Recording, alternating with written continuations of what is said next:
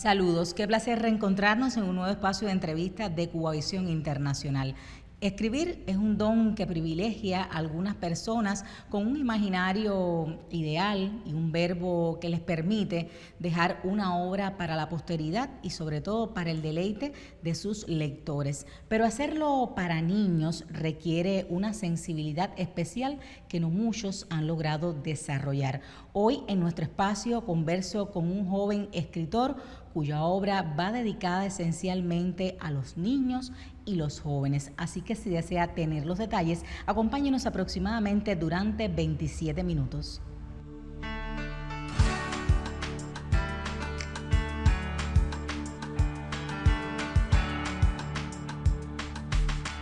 Y ya converso con Eldis Baratute Benavides, quien es un joven narrador cubano con una obra dedicada especialmente a nuestros niños y jóvenes y que además integra la 9ª legislatura del Parlamento cubano. Bienvenido a este espacio, qué gusto compartir contigo. Gracias por la invitación, Johanna. Yo me siento raro cuando me dicen joven, así que te agradezco el piropo. Bueno, Eldis, repasamos nuestro cuestionario. Tú te venías desarrollando en un momento de tu vida como médico y en pleno desarrollo profesional das un giro inesperado a tu vida. Cuéntanos, ¿qué pasó? A ver, yo llegué a la medicina casi que por carambola. Cuando uno es niño y te preguntan qué tú vas a hacer cuando seas grande, yo fui cambiando de profesión. Me gustaba mucho la historia, me gustaba el periodismo, me gustaba todo lo que tenía que ver con la carrera de humanidades, más bien, porque yo creo que ahí estaba ya el escritor escondido. Bueno, ya en el universitario yo decidí que iba a ser periodista, que era lo más cercano que yo veía a la literatura. Yo leía mucho, incluso ya escribía ahí mis primeros cuentos y siempre pensé que podía hacer eso, podía hacer periodismo. Y desaprobé la prueba de aptitud, desaprobé la redacción de la prueba de aptitud y eso me dejó como choqueado porque no pensé que eso pudiera pasar.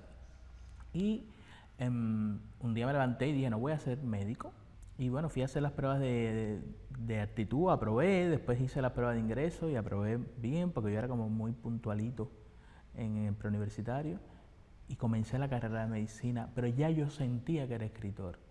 De hecho, yo en el año 2004 publiqué mi primer libro y yo estaba estudiando la carrera. Se llamaba Cuentos para dormir a María Cristina, un libro sencillo también. Ya empezaba a hacer cuentos para niños, adolescentes y jóvenes, pero ni siquiera esperé que se acabara la carrera. Después, en ese mismo tiempo, en el 4º año de la carrera, me llegó al Onelio, o sea, el Centro de Formación Literaria, Onelio de Cardoso, aquí en La Habana. Y vine a estudiar al Onelio y compartía eso con la carrera de medicina. Ya yo era miembro de la Asociación Hermanos Saiz con una vida activa y empecé a moverme por provincia, o sea, estuve muy inestable en la carrera realmente. Es que tenía casi que dos carreras porque yo he asumido la literatura no solo como un hobby, sino como mi profesión, como mi oficio, y el estudiar, el leer, en mantener la vida que lleva no solo un autor, sino un promotor de la lectura, que yo me considero que básicamente soy un promotor de la lectura, me mantenía mucho tiempo fuera de Guantánamo, mucho tiempo leyendo. Ya llega el momento que tienes que no solo ser parte de un concurso, sino ser jurado de un concurso para tomar decisiones importantes. Te invitan a dar una conferencia, te invitan a dar un taller, y todo eso era estudiando la carrera de medicina. Y también la carrera de medicina tenía una cosa que es muy buena, pero es una carrera de mucha memorización, de mucha memoria, de mucho repetir textualmente contenido, y la literatura lleva todo lo contrario. La literatura lleva leer y soñar. Entonces todo eso era muy problemático hasta que, bueno, me gradué, incluso me gradué bien, hice el 6º año en un consultorio médico de la familia, atendiendo pacientes. Fue una experiencia muy linda, porque ya estaba trabajando con personas, conociendo su vida, que eso se revertía en mi obra después. Pero ya después que acabé el 6º año, sí decidí que ya tenía que parar. Dentro de la literatura, te especializas en obras especialmente para niños y jóvenes, así lo hemos venido reseñando desde el inicio de esta entrevista. ¿Qué te ha motivado a hacerlo, Eldis? Yo digo en muchos espacios que yo escribo para la familia.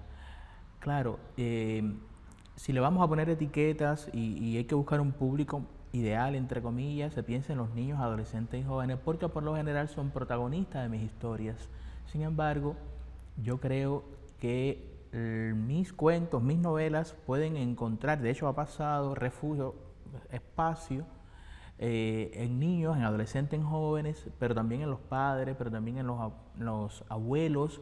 Bueno, tú que me has leído, sabes que mi obra por lo general versa de problemáticas sociales, de personajes que pueden ser reales, personajes históricos de la épica cubana, y eso he tenido la suerte de encontrar lectores que me han querido de cualquier edad. De la misma manera, he tenido la suerte de tener lectores que me han odiado de cualquier edad, pero que ambos se construyen un criterio de mi obra, lo cual es bueno, porque cuando tú tienes un criterio de una obra es porque la leíste y porque la asumiste a partir de tus propias lecturas, de tu propia formación como ser humano, de tu propia formación como ser social. Entonces, si tienes un criterio es porque la leíste y porque la entendiste y la asumes o no a partir de tu propia visión lectora. Hablabas ya, nos introduces en el camino de tu mundo creativo, de esos personajes singulares, sui generis, que te dan alegrías y tristeza.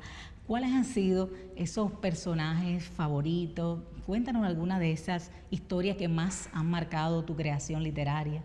Yo me imagino que también le pase a otros autores que no tengan una fórmula para escribir. Sin embargo, yo sí estoy seguro que me preocupo muchísimo por la construcción de los personajes. O sea, cada uno de los personajes de mi obra yo trato de que tenga corazón, de que logre despertar una empatía con un lector determinado. Lo más importante es tratar de diseñar personajes reales. Y no digo reales porque sean parte de la realidad, sino reales porque el lector sienta que ese personaje tiene emociones, que ese personaje puede ser feliz o infeliz y a la vez te hace a ti como lector feliz o infeliz a partir de los sucesos que tienen en la vida. No sé, cuando yo era más muchacho, más joven, recuerdo que el personaje de Marité, que era aquella rapera atormentada, loca, que no le gustaba ir a la escuela, y eso quedó en los niños. Todavía hoy, no sé, más de 10 años, 15 años después, voy a las escuelas con esos libros, con Marité, y el personaje conecta. Conecta porque se parece al niño cubano. Quizás en Europa no funcione, quizás en África no funcione, pero con el niño cubano logra conectar porque Marité es una niña cubana, con todo lo bueno o malo que puede tener el niño en las aulas. O sea, el niño en un aula primaria o secundaria no es un ángel. Cada día son menos ángeles, evidentemente, por el propio contexto en el que vivimos. Claro. Eso no quita que sean buenas personas. Son buenos niños, pero les gusta comerse la guásima, como me gustaba a mí, o sea, faltar a clase, les gusta hacerle maldad a las profesoras, hacerle maldad a los otros compañeros. Son buenas en algunas asignaturas y son malas en otras. Y así era Marité. Y ellos por eso se sienten identificados. No sé, he tenido otros muchos personajes. Recientemente publiqué un libro que rescata figuras de la épica cubana, pero desde la humanidad, desde la parte afectiva, desde las relaciones que pueden tener esos personajes de la épica con la familia, con las parejas. Mira, a mí me gusta mucho escribir del amor y eso es un tema que queda. Escribir del desamor, escribir de las relaciones de los niños con los padres, con la familia, con el medio. Escribir de personajes que por lo general no están en los centros de poder, sino que están al margen. No sé, me puedo referir a alguien que sea negro o a alguien que sea mestizo y sufra una discriminación racial, a alguien que no siga estrictamente los códigos de la orientación sexual y que tenga otras miradas con respecto a eso, a alguien, no sé, que tenga una mirada otra o que sea parte de un grupo social que no sea, no sé, que no esté en los centros de poder, que no sea una figura hegemónica. Mis personajes son esos. Ahorita te hablaba de Marité, no sé, te hablaba de un personaje como Martí, que yo tengo una manera de asumir al Martí y recrearlo en mi obra. No sé, la abuela Rosa, por ejemplo, es un personaje... Te iba a preguntar por eso, porque son títulos también, además de personajes singulares, son títulos muy sugerentes. En la preparación para la entrevista ya veo que suman casi una veintena o más de textos en tu obra, que ya va siendo vasta para tu edad. Yo reitero que eres muy joven. Y entre esos títulos así sugerentes me saltan algunos, por ejemplo, Los novios de la abuela Rosa. Sí, esa fue una novela que llegó a mi vida así como de momento. Yo acababa de publicar un cuento Primero me leí una entrevista que le hicieron a Ivette Bian. Y Ivette decía al inicio, Enrique, el entrevistador, Enrique Pérez, ponía tan iconográfica, hablando de Ivette, que guarda una fotografía de todos los hombres que amó. Y eso se me quedó, una entrevista que se publicó en la Gaceta de Cuba. Y esa era Ivette Bian, o sea, era el personaje de la marcolina, de la sombrilla amarilla, pero también era esa que guardaba la foto de los hombres. Y yo dije, esto lleva un cuento. Me senté y escribí el cuento de la abuela que le está contando al nieto todos los hombres que amó en su vida. Y a partir de ahí, después de eso, me parecía que podía sacarle más partido y escribí la novela con la historia de esos hombres que ella amó, con la historia del hijo que no acepta que sea una anciana que se vuelve a enamorar, porque Rosa se vuelve a enamorar. Rosa es un personaje de carne y hueso. Yo no la conocí, pero sí hay Rosas, tiene que haberla en la sociedad cubana.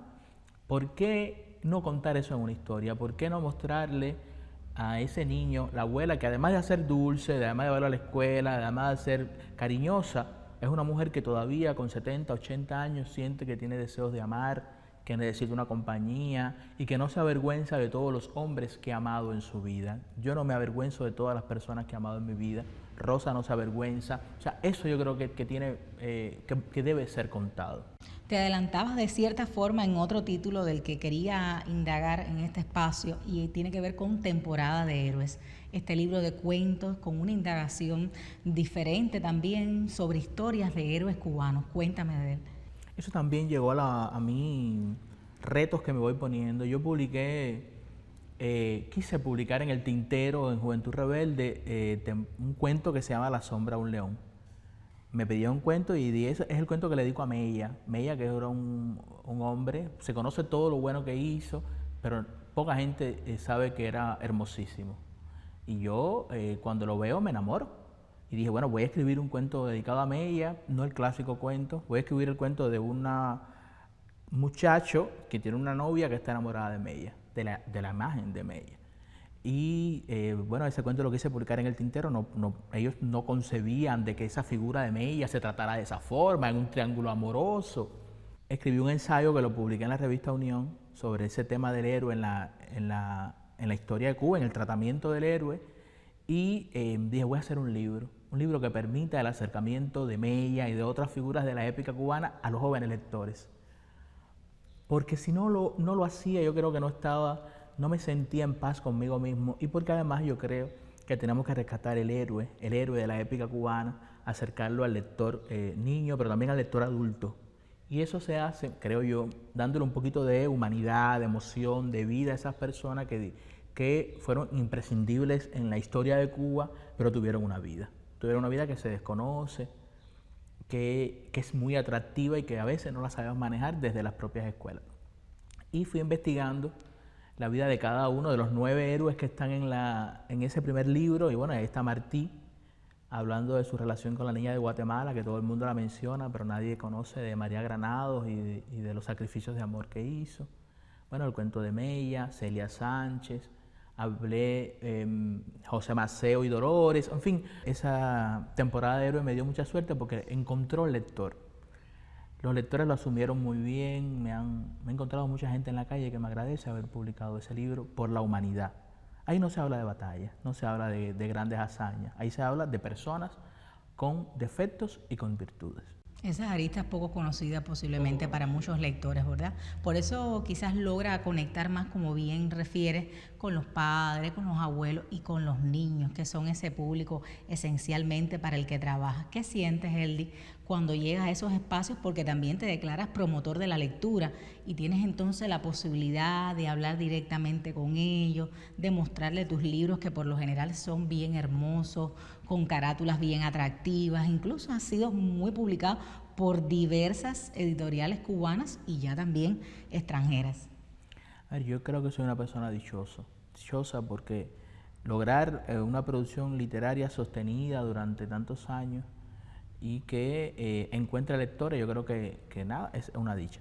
Hace poco estuve en una escuela, hace muy poco, y fue hermosísimo porque los niños habían leído en esa aula mis cuentos y llevaban poemas a partir de la lectura y llevaban dibujos que habían hecho con crayolas, tenían una exposición con mis personajes.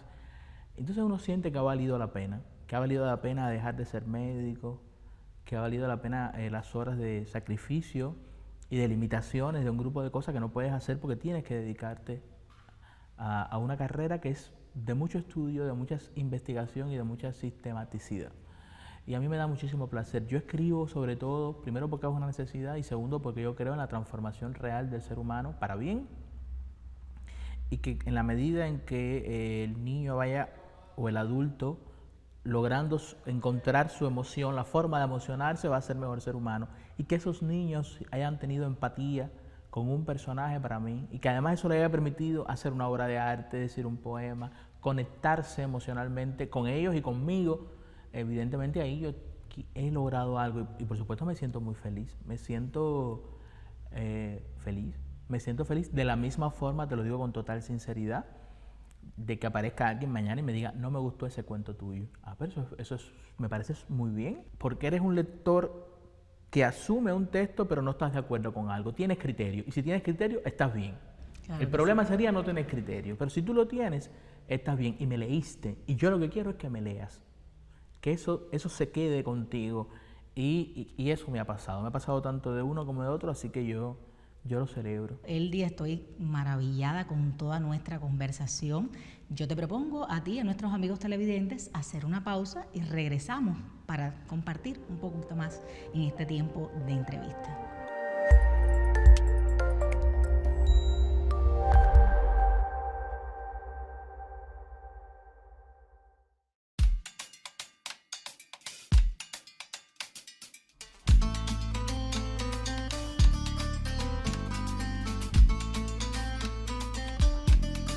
Los libros son amigos eternos. El que lee siempre avanza. Leer nos hace cultos y grandes. En la lectura podemos encontrar sabiduría, placer y entretenimiento. Los niños encontraremos en los libros grandes horizontes. Quiero darte un consejo, tú puedes leer.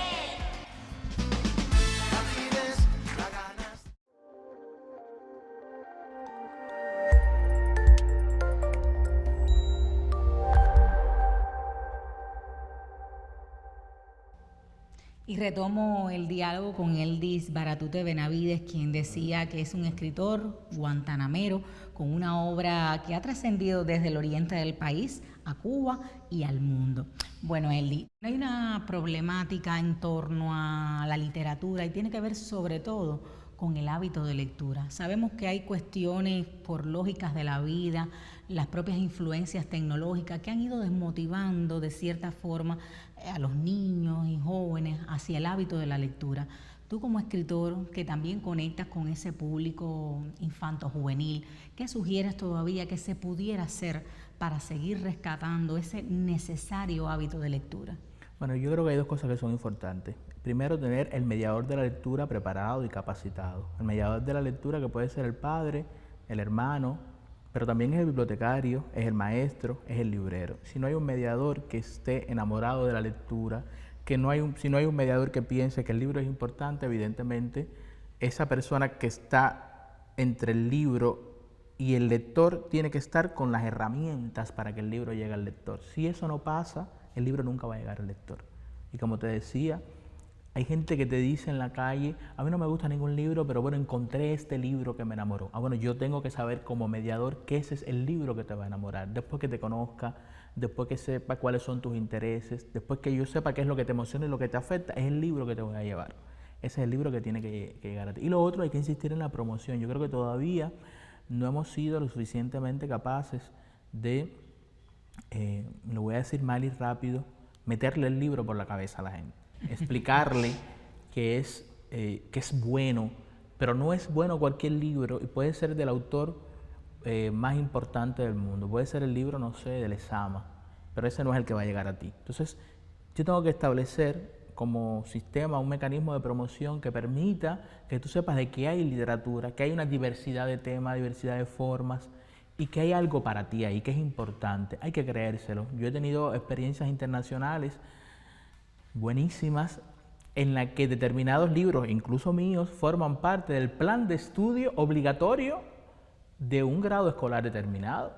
Qué interesante. Y junto a ese libro hay una cartilla con ejercicios en función del libro. Eso ayuda muchísimo porque hay un acercamiento de ese niño a la lectura. Y algo que está pasando ahora, que yo creo que es muy interesante, también hay que perfeccionar los libros de lectura de las escuelas, Joanna. Yo sé que el Ministerio de Educación está haciéndolo y que las escuelas que están en perfeccionamiento ya tienen otros libros con otras lecturas que dialogan más con los jóvenes y adolescentes y niños de hoy, pero en muchos casos todavía tenemos los libros con los que nos formamos nosotros y son otras generaciones. Claro.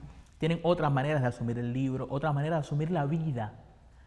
Y la literatura es exactamente eso, un reflejo de la vida. Ellos tienen que ver que no estamos distantes de su realidad. Si logramos eso, si logramos esa campaña, si logramos hacerle creer a las personas que la literatura es importante, yo creo que nunca va a estar pasada de moda. No puede pasar de moda el libro, no puede pasar de moda olerlo, no puede pasar de moda hojearlo aunque sea en el tablet. A lo mejor ese no es el término, pero yo creo que sí.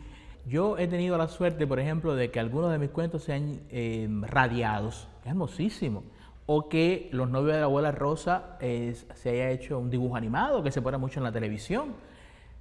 Eso, a mí, hay personas que no les gusta. A mí sí me gusta porque yo siento que está llegando también y está basado en una obra y al final estoy transmitiendo de una forma u otra una experiencia de vida, que es lo que yo quiero que se quede. Igual he descubierto lectores en todos los espacios, no solo para mí, para muchos autores, así que yo creo que todavía queda mucha gente que lee. Y hablando de conquista, no solamente has conquistado al público cubano, tienes otros referentes con tus libros y oportunidades de haber intercambiado en países, me decías, Haití, Venezuela, España, recientemente te veía en Costa Rica. Cuéntame, sí. ¿Cómo ha sido acogida tu obra por allá? Mira, yo no puedo decir que he publicado en grandes editoriales en el mundo, pero sí he tenido la suerte de publicar en editoriales. En editoriales que tienen un sistema de promoción articulado y hacen que ese libro se expanda. Y que uno llega a una escuela, tengo imágenes de llegar a una escuela y que 300 niños estén esperándome. Y que tengan un cartel enorme que diga bienvenido El Disbaratute. Es una cosa increíble porque yo no pensé que mi obra pudiera conectar con niños de otros países. Y conecta. Me pasó una cosa simpaticísima en Haití, que fui invitado a la Feria del Libro y yo no domino para nada aquel idioma. Empecé y trataba de comunicarme con ellos, no había manera. Y entonces empecé a poner números en la pizarra y empecé a traducir todo lo que yo quería y establecí una especie de conexión increíble con los niños de Haití, en una escuela que por cierto se llamaba José Martí y que me encantó haber estado en esos lugares. Y sí, la literatura tiene un lenguaje como universal y al final las alegrías y las tristezas de los niños cubanos son también las del mundo, no pensamos que sean otras. Bueno, y he tenido la suerte esa de que los libros lleguen, de que me publiquen en editoriales extranjeras y que se queden y que me hayan permitido a mí tener contacto con ese niño de ese lugar, ha sido buenísimo. La Asociación Hermanos Said también marcó una etapa importante en tu vida. Fuiste presidente en Guantánamo, una etapa de mucho auge en este territorio. Cuéntame de ello también. A ver, yo llegué a la asociación creo que con, 16, 17 años y me abrieron las puertas y me enseñaron lo que era ser artista. Y después con los años me di cuenta que yo podía hacer eso con otras personas. Y por eso fui vicepresidente 7 años y después fui vicepresidente como 7 más. Toda una carrera en la Sí, asociación. mi vida profesional estuvo ahí todo el tiempo.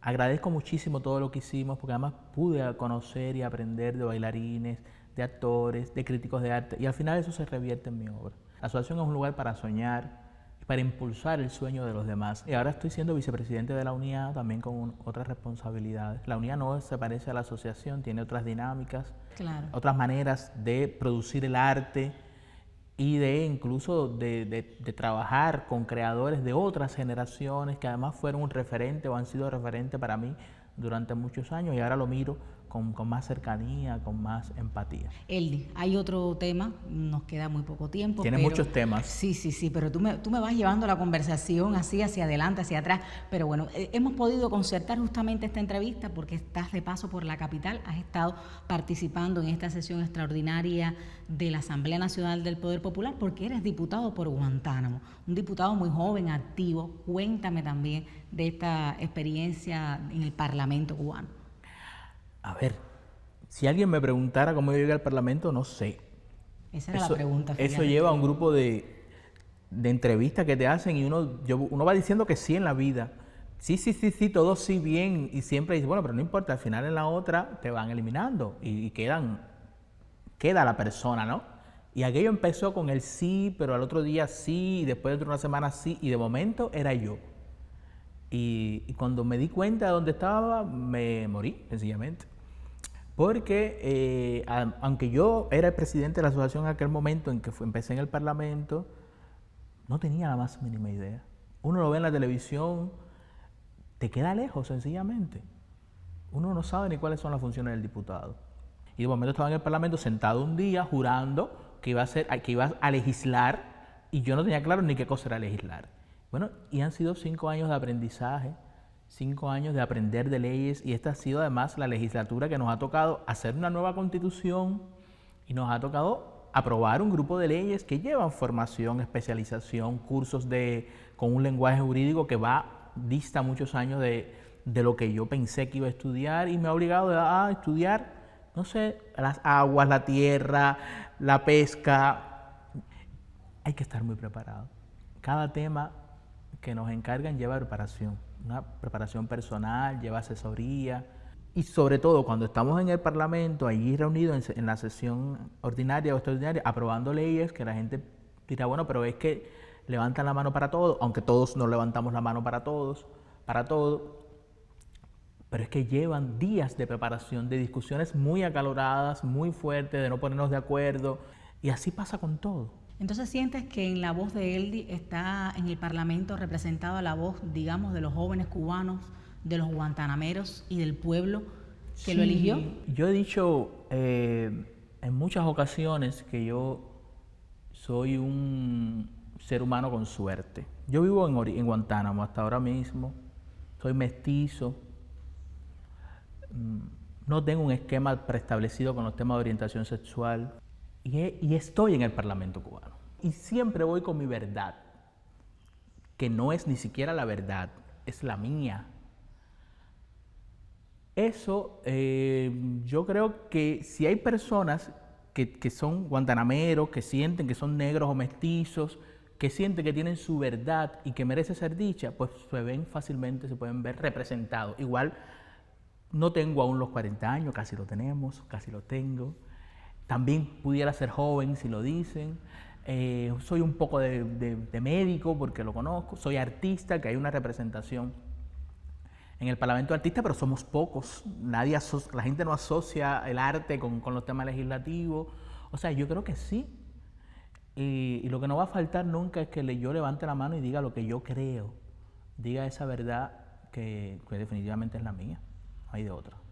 Gracias, Eldy, por hacernos partícipe de tu verdad, por toda esa pasión que nos transmites cuando nos habla de tu obra, y porque existan personas como tú con esa sensibilidad, reitero, especial para dedicarle su obra a los niños y los jóvenes. Qué gusto que estés con nosotros y que hayas compartido este tiempo de entrevistas de Cuba Visión Internacional, por supuesto, para que también te conozcan desde Guantánamo para Cuba y para el mundo. De esta forma concluye hoy nuestro tiempo de entrevistas de Cuba Visión Internacional. Gracias por la atención brindada. Nos volveremos a encontrar en otro espacio.